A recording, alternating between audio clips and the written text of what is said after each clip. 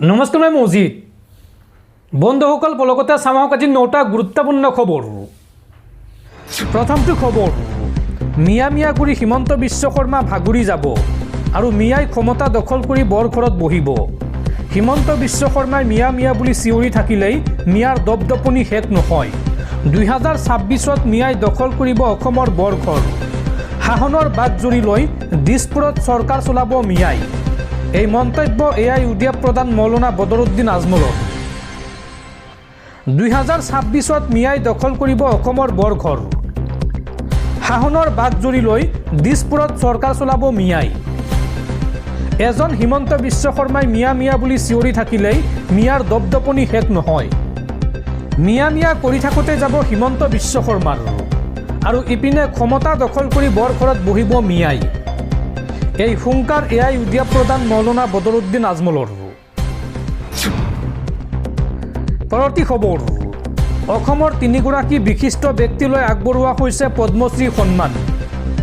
কলা নিৰ্দেশক নুৰুদ্দিন আহমেদ আৰু শিল্পী পখিলা লেক থেপিলৈ আগবঢ়োৱা হৈছে পদ্মশ্ৰী সন্মান। লগতে কৃষি আৰু ৰেচম উদ্যোগলৈ অনবদ্য অৱদান আগবঢ়োৱা যোগেশ দেউৰীলৈ আগবঢ়োৱা হৈছে পদ্মশ্ৰী সন্মান। পৰৱৰ্তী খবৰ, আজি 26 জানুৱাৰী গণৰাজ্য দিৱস আৰু 26 জানুৱাৰীত ইছলাম ধৰ্মী শিক্ষাৰ্থীক নিদিব বন্দে মাতৰম গাবলৈ। আল্লাহৰ বাহিৰে আন দেৱ দেৱীক উপাসনা কৰা মহাপাপ। এই বিতৰ্কিত মন্তব্য এআইইউডিএফৰ বিধায়ক আমিনুল ইছলামৰ। আৰু এইদৰে ৰাষ্ট্ৰীয় সংগীত বন্দে মাতৰম গীতক অপমান বিধায়ক আমিনুল ইছলামৰ। ৰাষ্ট্ৰীয় সংগীত বন্দে মাতৰম গীতক অপমান বিধায়ক আমিনুল ইছলামৰ। 26 জানুৱাৰীত ৰাষ্ট্ৰীয় সংগীত আৰু বন্দে মাতৰম গীতৰ বাধ্যতামূলক পৰিৱেশনৰ বিৰোধিতা আমিনুল ইছলামৰ। ৰাষ্ট্ৰীয় সংগীত আৰু বন্দে মাতৰম গীতক লৈ ধৰ্মীয়কৰণ কৰাৰ চেষ্টা এআইইউডিএফৰ বিধায়কগৰাকীৰ। বন্দে মাতৰম গীতত হিন্দু দেৱ দেৱীক উপাসনা কৰা হৈছে, এয়া ইছলামৰ পৰিপন্থী। ইছলামত আল্লাহৰ বাহিৰে আন উপাস্য দেৱতাক উপাসনা কৰা মহাপাপ। সেয়ে ইছলাম ধৰ্মীয় লোকক বন্দে মাতৰমৰ বাদে আন গীত গাবলৈ দিব লাগে। এই মন্তব্য বিধায়ক আমিনুল ইছলামৰ। উল্লেখযোগ্য যে ইছলাম ধৰ্মী শিক্ষাৰ্থীক বন্দে মাতৰম গাবলৈ দিয়াটো ইছলামৰ ওপৰত হস্তক্ষেপ বুলি মন্তব্য কৰিছে আমিনুল ইছলামে। আৰু গণৰাজ্য দিৱসৰ বাবে শিক্ষানুষ্ঠানসমূহত শিক্ষা বিভাগে জাৰি কৰিছিল বিশেষ নিৰ্দেশনা। ৰাষ্ট্ৰীয় সংগীত পৰিৱেশন কৰি শিক্ষা বিভাগৰ এপত আপলোডৰ নিৰ্দেশনা দিছিল শিক্ষা বিভাগে। আৰু তাৰ পিছতে আমিনুল ইছলামে এই বিতৰ্কিত মন্তব্য কৰিছে। দৰ্শকসকল, আৰু বহুতো গুৰুত্বপূৰ্ণ খবৰ আছে। তাৰ আগতে আপোনাক জনাওঁ যে যদি আপুনি এতিয়ালৈকে এইটো ভিডিঅ'ত লাইক কৰা নাই তেন্তে এতিয়াই ভিডিঅ'টোত লাইক কৰি দিয়ক। আৰু এনেকুৱা ধৰণৰ ভিডিঅ'সমূহ নিতৌ চাবলৈ চেনেলটো ছাবস্ক্ৰাইব কৰি কাষত থকা বেল আইকনটো প্ৰেছ কৰি ৰাখক। পৰৱৰ্তী খবৰ, মিয়াসকল বাংলাদেশৰ পৰা আহিছে। মিয়াই বৰ অসম গঢ়িব নোৱাৰে। মিয়াই অসম গঢ়িলে বৰ বাংলাদেশে গঢ়িব। মিয়াক লৈ বৰ অসম গঢ়াৰ কথা কোৱা বিৰোধীক এইদৰে প্ৰত্যুত্তৰ মুখ্যমন্ত্ৰী হিমন্ত বিশ্ব শৰ্মাৰ। মিয়াসকল বাংলাদেশৰ পৰা আহিছে। মিয়াই বৰ অসম গঢ়িব নোৱাৰে। মিয়াই বৰ অসম গঢ়িলে বৰ বাংলাদেশে গঢ়িব। অসমত মিয়াৰ সংখ্যা বৃদ্ধি পাইছে। পৰিৱৰ্তন হৈছে অসমৰ জনগাঁথনি।